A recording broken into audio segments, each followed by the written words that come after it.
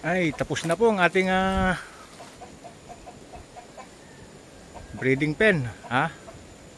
Ito po 'yun ano, pen 1, pen 2. Ito po 'yung pen 3 natin. Ito po 'yung pen 4.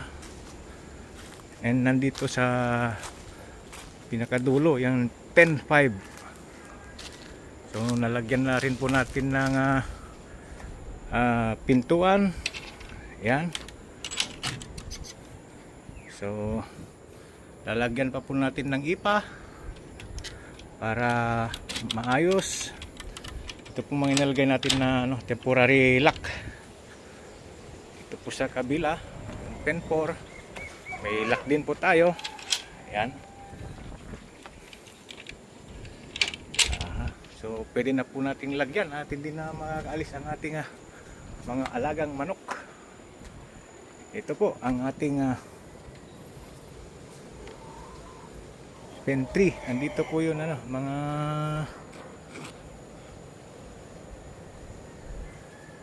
kuwan natin, Gilmore at saka yung yung gray. 5 yung Gilmore natin dito. So saka nandun po yun yung broodcock natin. Ayan. At mag-cross line po tayo. Ito yung 10 natin na 8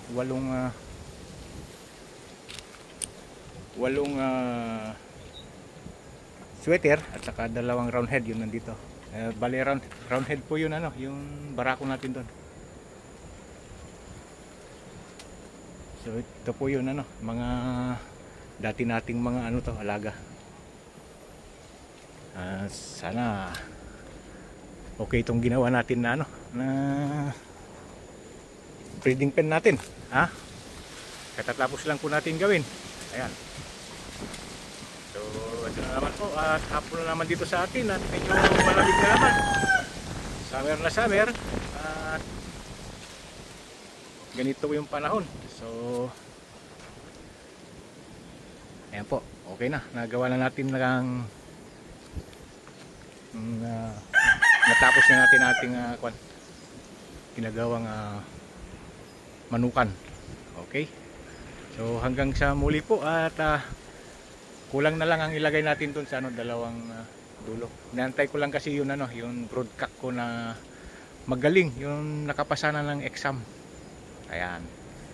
So okay po. Andito po yung 4 na beses na pumasa sa kanya sa exam niya.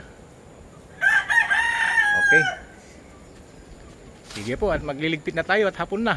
Magandang hapon po ulit sa ating lahat.